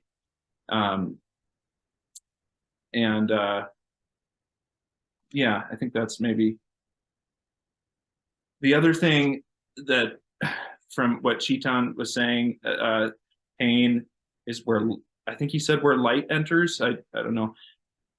I know in my own life, sometimes I think of Paul on the road to Damascus and him getting knocked off his horse and him realizing that the Lord he was all of his life seeking to serve, the God all of his life he was seeking to serve, was actually in the cry of the very people he was complicit, and actually very complicit in oppressing. And I think that occasionally there's just these moments in our lives where we suddenly realize, like, oh my God, and truth kind of bursts forth in that kind of a painful way, that somehow truth is in the cry of the homeless, of the poor kids, like mining our cobalt for our phones and that kind of stuff. But yeah, anyways, that's all. That's a beautiful comment. And on Paul, what you just said right there, I think it is extremely problematic that in much Christian theology, that fundamental irony is not seen in Paul's entire theological project understood through, which is like, so for example, like irony, as we talk about a lot, is when X does Y to get Z, and Y is why X does not get Z. So Paul is in God's name is killing God. Like, that is the character of thinking. Like, thinking occurs when you realize the ironic situation of human beings. Mr. Luber and I and Alex have been talking a lot about this, but irony is fundamental for thought. Because once you realize that it is possible for the human being to enter irony, which irony occurs only when you don't realize you're in irony, because the moment you realize you're in irony, you change. So irony always has parentheses around it. It's always invisible. Once you get that, the life of the mind has started. Theology has started. Philosophy has started. Everything starts when you understand that. And then distinction and all of these different things are in service of making irony in parentheses be irony outside of parentheses.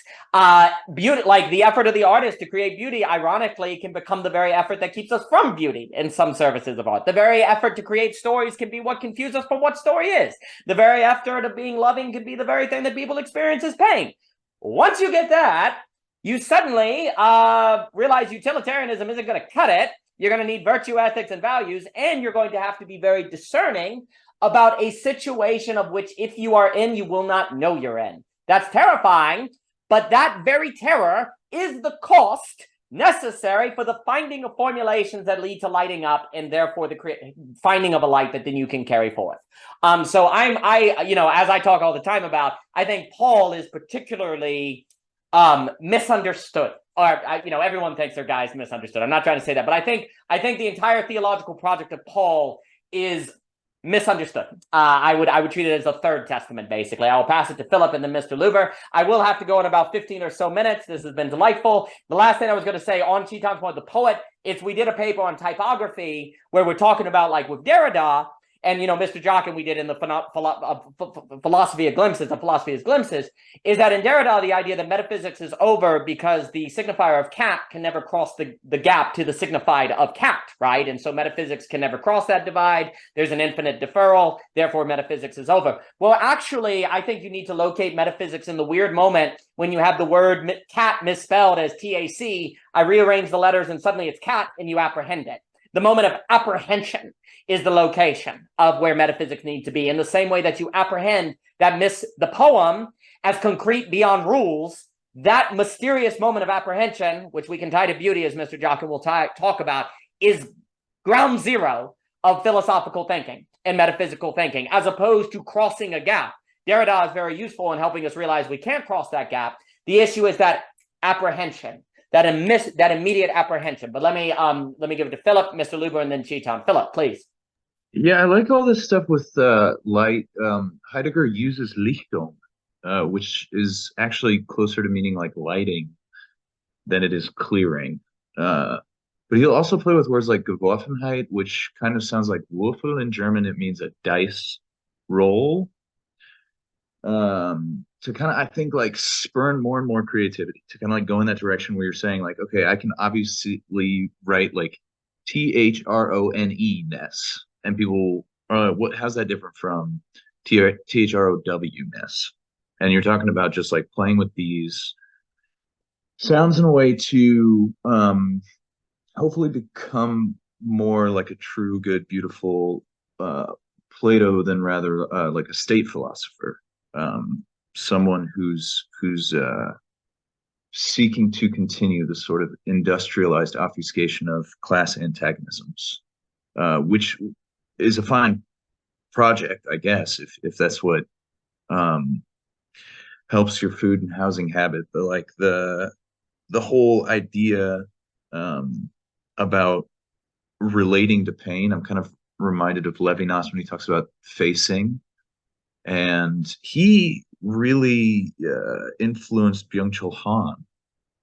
And he was very anti-Heraclitus. He was very anti-Lack, saying that what we may be suffering from nowadays, that there is this feeling of subject and this achievement subject that Byung-Chul Han says is overwrought by a sense of positivity, that there is like way, way, way too much, leading to sort of Bartleby suggestions to get off that overwhelm, which is in his Burnout Society. And then I'm writing this play right now called Killer Pain, and the idea on some level, it's not like what doesn't kill you makes you stronger, but like on some level it's like I'm obsessed with The Medical Nemesis by Illich, and it just seems like there's so much about, I think, what Chetan was saying with pain relating to the ego, about like when pain happens, it's just like bad, just like straight up. There are so many people in, who kind of, Illich calls it need training through the disablement of Western medicine. That like, I don't know, I've experienced this a lot in my life, where people are like, I am hurting so much physically, I have no space for any words that could like potentially situate me as whatever in the eternity and cosmos and all this stuff.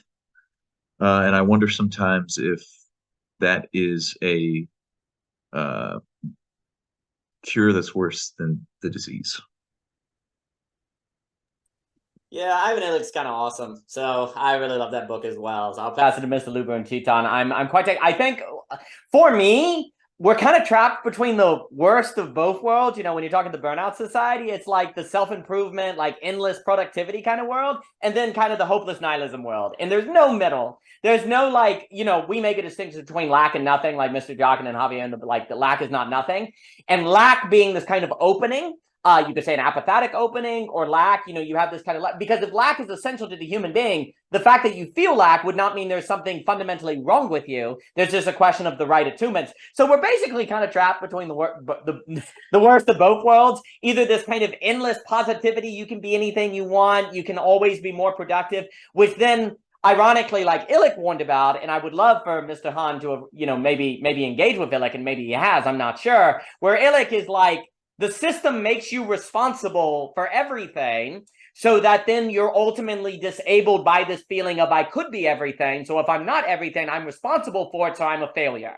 So then the very positivity is a setup to disable you, actually. And Philip Reef would have some things to say on that as well, because I always have to get at least one Philip Reef reference in when I think about it. And so it's like the worst of both worlds. And then the question is lack in the Aristotelian tradition, which I think we can think alongside the Lacanian tradition, opens up some possible different horizons. But yeah, Ivan Illich's kind of amazing. That's why they don't teach him in school, because that would help you. Oh, wow, I'm sorry. Mr. Luber, Chetan, and Jockin. Mr. Luber, please. First, I just want to commend Tyler and Philip. Tyler, 30 paintings in 30 days. Holy shit. Like that, I talk about, for me, if I set that standard for myself, like, oh, I'm going to do 30 paintings in 30 days, I have so much anxiety in a certain sense. So good for you. And then Philip, anybody that writes stories and reads philosophy at the same time, I love. So that the fact that you're writing a screenplay and you're talking about German words, and I forget what German word is, rolling the dice, but I read a lot of Heidegger. I didn't know that. Thank you. Yeah, I just wanted to say a few things. I want to actually push back. I was thinking about what Chetan was saying. I think what Chetan is saying is true, but I want to also push back, because there is, in my experience, you're dealing with somebody that has, they're dealing with a deep repression, and they're trying to express that which is repressed. And the emotions become so overwhelming that they start shaking, they start crying, there's a lack of words, they can't even talk. And there's something very unpoetic about that in my mind. There is something, with poetry that it doesn't feel constricted. Like in the phenomenological experience of trying to express your repression, there's something very anti-poetic occurring. You are trying to enter the poetic in a certain sense, I want to say, but and I'm curious what your response is, because I do agree, like how you got there with like poetry is the limit of language in a certain sense, and it's the destruction. Like I do agree with that, but at the same time, I do think this, like from a phenomenological experience, when someone's trying, anyone, like I feel like you really try to express your deepest fear, it becomes very anti-poetic, and I'm just curious what your thoughts on that are. Also, so I just want to say something about theme and rules, because I think this is a really interesting. I think it's really interesting because you need rules point to a theme. And if there was a lack of pointing to anything, then there wouldn't be anything being concealed. So there's something with, one, how we understand rules. Rules, instead of it being like a fixed state, so to speak, it's more of a fixed pointing. Like the state itself necessarily doesn't need to be fixed, but how the state points to the theme is fixed. There is a fixedness in the pointing, but not in the actual situation. Not all situations need to occur the same way for the rule to point to the theme in the same way. So I definitely think there's something to that. I think with this notion of pointing to theme, there's something that when you realize that there's something pointing to, you realize, oh, I'm being ironic. There's a certain awareness to the irony. Yes. But there's also, you kind of enter a new irony that's concealed from you. Like you never actually get over irony. You just get over the ironic situation in which you become aware of. And there's something that I just want to like clarify, at least for me, because it kind of clicked with what we were saying and like what you were saying, which is you can't actually escape irony. It's basically sublating the irony in a way where you become unaware of the new irony in which you are situated in. But it's like a different kind of unawareness in my mind than the unawareness that you are in the original irony. It's like almost like a good unawareness. It's like there's something when you, and I don't know why I keep coming up thinking of the father here, but it's like if I become aware of my irony, you know, whatever, I enter a story, so to speak. I'm just being crude just to get my point across.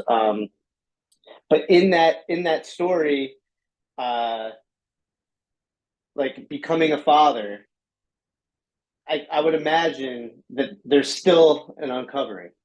There's still discovering. Like no one knows. Like my dad would say, there's no rules to parenting, Andrew. Like I don't know, but like yet there is this like there is something being pointed to, but it's being concealed. But it's actually like a good kind of conceal, it seems like, because the parent and the child in the dynamic should struggle a little bit because they need that in order to identify themselves, to become themselves. So I think there's a certain sense of becoming yourself in the sublated irony versus the original irony which you're situated, which you're like not able to become yourself. There's something devastating about never moving from an ironic situation to a concealed ironic situation, so to speak. And yeah, I wonder if you guys disagree with that. That's honestly just like a live thought that I had, and I just wanted to share it. But I'll pass it off to whoever. Yeah, I have this image of Andrew, like he's with his dad, and he's like, but Dad, is this what good parenting is? What are you talking about, Andrew? There's no rules to good parenting. Sheets is just as good as Wawa. And you're like, no, Dad, no, there are goods and bads, Dad. This is bad parenting. He's like, what do you mean? They've got like a bucket of French fries. And you're like, no. So it's quite funny. I will pass it to Chetan, Mr. Jockin. And on the irony, like one of the ways we put it is that irony is the fabric of reality. In the same way that like in Christianity, even if you're a saint, you're still in potential sin. You're always a sinner. That's always a potentiality, but it's not equally active. Like in the same way that you're always susceptible to irony because you're always susceptible, say in Hegel, to falling back in one-sidedness or defining as good something that's actually not good. At the same time, once you're aware of the presence of irony, just like in Christianity, once you're aware of the existence of sin, then you can attune yourself differently and maybe be hungry for wisdom or looking for that attunement to beauty. And likewise, you'd be like, well, I don't want to go back into an active ironic situation, so I'm going to, seek out an attunement that would keep me from that. So sometimes, to what you were saying, I'll make distinctions between a kind of active irony, which tends to be an ironic situation. That is an ironic situation because the irony is parentheses, therefore you don't know it's there, versus a passive ironic possibility that is always in operation because you're still a human being with finitude. But in the same way that in Christianity, the hope is that if you learn about sin, you then don't sin as much, just like in like all religions. Likewise, the hope is once you know that the nature of reality tends toward the ironic, you can get better at not falling into active ironic situations. At the same time, what I will say to your point is there is, in a way, an always active ironic dimension once you're relating to the apathetic, because the very way that you come to relate to the apathetic is by a presencing of that which cannot be the apathetic in that very act. So there is a kind of shift from a, dare I say, fallen irony, to use that Christian language, to a ironic relating to the apathetic or to lack, which is in a way irony, but it's kind of different in quality. Because this time it's an aware irony that is a humble acknowledgement of your inability to fully access, of which you are the reason why you cannot have that full access, but that's also the reason why you're there to fail and have a better quality of life because of that very failure, if you will. So there is an irony in the relation of the subject to the apathetic that is always present, but it's kind of different from the, dare I say, sin irony that you tend to be in until you realize the apathetic or the lack or the theme or the wisdom or the great debate between Wawa, Sheets, and Jimmy Johns, which will then contribute to what do I want? And now you're relating to the apathetic and have to decide right now. I will pass it. I will say lastly on the question of poetry, it's interesting because it does make me think of the Humean journey. You start an impulse, You go into extrinsic motivation, and then you have intrinsic motivation. Intrinsic motivation and impulse, just doing what you want, seem very similar, but there's a certain refinement that occurs. But once you return to intrinsic motivation, people may accuse you of just doing what you want and not caring and being childish. But it's like, no, it looks like childishness in the Nietzschean sense, but actually it's childlikeness. Likewise, the pain that produces poetry before refinement, before the philosophical journey, is the very thing that kills poetry, in the same way that common life is the very thing that killed philosophy when you start, because it's closed-minded. But by the end, it's actually the very embeddedness that makes philosophy have its fullness. Likewise, the pain that gives rise to poetry is the very thing that makes words fail, but once it's refined, it becomes the very engine of which makes words most beautiful. And I think a similar thing occurs with philosophy. That would be a kind of sublasive answer, but I will pass it to Chetan and Mr. Jockin, and then I will have to go. Merry Christmas to everyone. I'm really hungry for sheets. Oh my gosh, we don't have a Wawa yet. Please forgive me, Lord, forgive me for saying, oh my gosh. Chetan, please. Merry Christmas. I'll maybe start with Luba's, I think, point about the pain. And I completely agree with you, Andrew. There's no disagreement there. That pain should not be romanticized in itself, thinking that simply pain can sort of give you this relationship to poetry and language. As I said, pain actually destroys language also. One has to be very aware. You can experience, even if you experience something like a toothache, you'll start screaming after a point. I have done that. I have got a teeth which is not there because of that reason. And pain can also very quickly hook onto Dusan's question, and that's another Lacanian problem that we need to think about. All I'll say is that inhabiting pain is an art. One is to simply experience pain. The other, I think, is to inhabit it. That distinction, to inhabit sadness, to inhabit pain, is one of those things that one actually learns as one starts growing up. Because it's so in Lacanian thinking, you have this distinction between what he calls imaginary identification, the ideal ego, symbolic identification, ego ideal, and towards the end he comes to a very interesting point where he sort of articulates what he calls symptom. Basically, it's an identification with the symptom itself. It's not an identification in that sense which is occurring with some universal rules or some presupposed rules as in language. It's a particular identification or particular emergent signifier from the symptom in that sense. I think there is something very interesting happening there in that third turn with Lacan, which we need to start thinking about as a society, because that is where a certain resolve for newness occurs from. When we can, and sometimes you have to be with certain pain, certain sadness, certain grief for years on end for something to emerge from it. It's not like today I will start be with my sadness and tomorrow something will happen. So a lot of times to figure things out within yourself, it takes years. But once you start entering into that journey, something sort of emerges from that process, I think. I think second, our point is about rules, which we've been sort of discussing. And I think one of the problems with thinking about this poetry in opposition to rules is that we forget rules is very important to enter into poetry in the first place. Rules, rules are a very interesting thing. One of the things that when we sort of discuss them, we enter into this discussion when if I tell you what is the next number after 1, 2, 3, you'll say 4. But immediately you can see if I say 5 and 5, 6, 7, that's also a series. I can skip one more, I can skip 2 more. Each time a new rule keeps on getting formed. So rules, in that sense, have an infinite domain in themselves. Even when you can predict something to happen, it's not like, so rules have the split. One is the presupposed rules that are coming from behind and the new rules that are being created. So it's not like poetry completely escapes rule. Poetry also creates its own rules, its own particular identification of the symptom, as I said to you, its own particular identification with particular rules in that sense. So those presupposed rules are necessary to enter into poetry.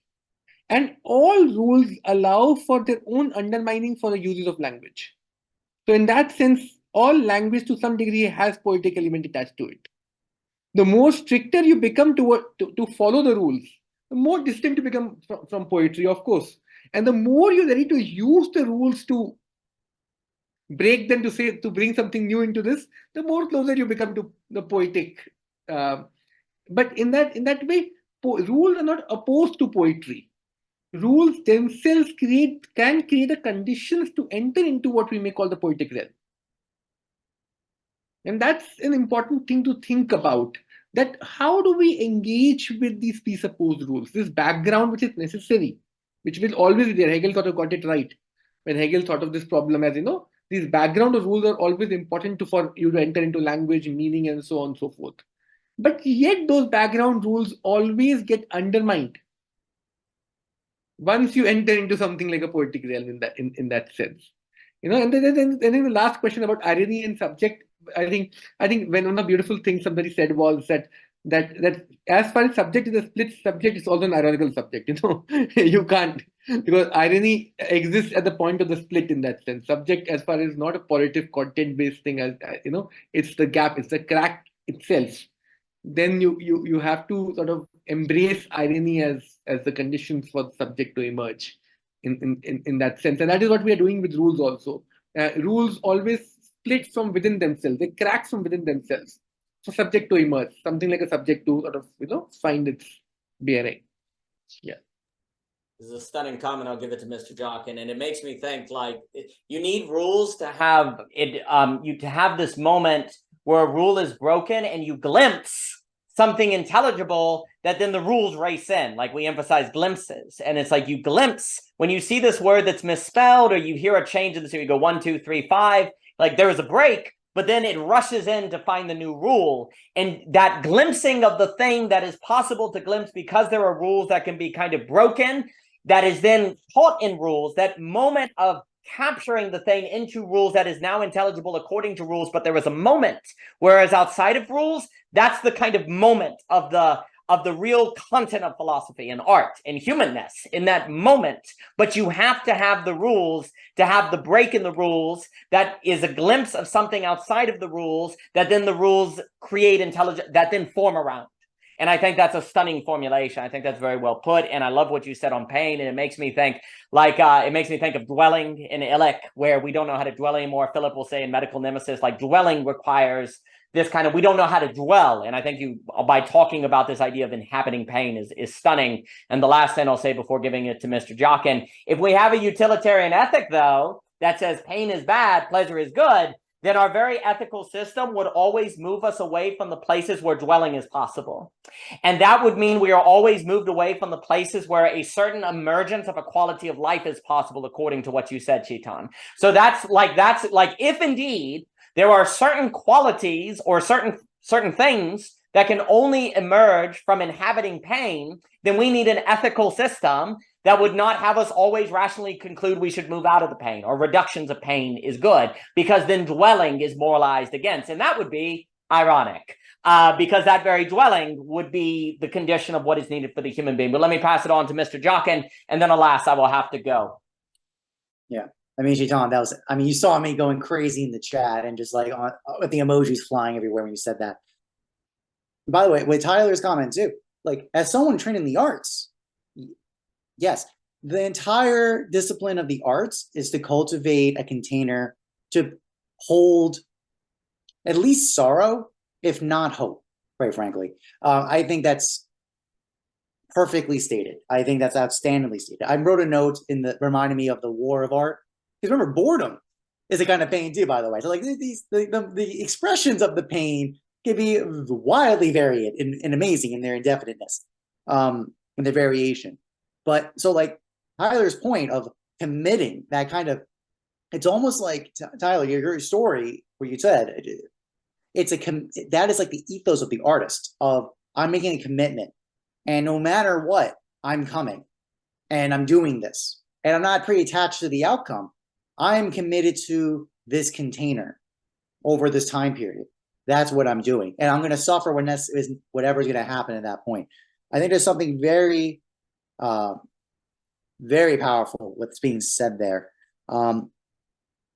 It's almost like commitment to that container, right? That hold that dwelling place. I think that's actually a very important detail, which then leads me to actually a note. Phil made a comment, right, about challenging lack. I think it's actually very important because that term can get very it's not necessarily always I don't know. I mean, is an inference of what was being implied by that statement about lack. I didn't read the text he's talking about, so I might be completely misunderstanding him. He can correct me later. Lack is not purely a negativity. Like, it's something else. I use that container. Lack is that space inside the container, which is an absent presence that has to be there. Anyone trained in the arts, the examples I always use is, for example, in the arts, anytime I trained a student, it's almost always their level of ability always improves in the project, in the art piece, when they have them focus on the negative space, not the explicit object they're painting or drawing or whatever. I'm asking about the relationships and spacings around the thing and how it relates to one another and inside the container of the frame. And it speaks in the composition. Once you change the attunement and the focus from the positive, the kind of obviousness of the object you're trying to make, to the, I'm going to use lack because that is probably the best way to affirm. It's traditionally the kind of thing that's ignored.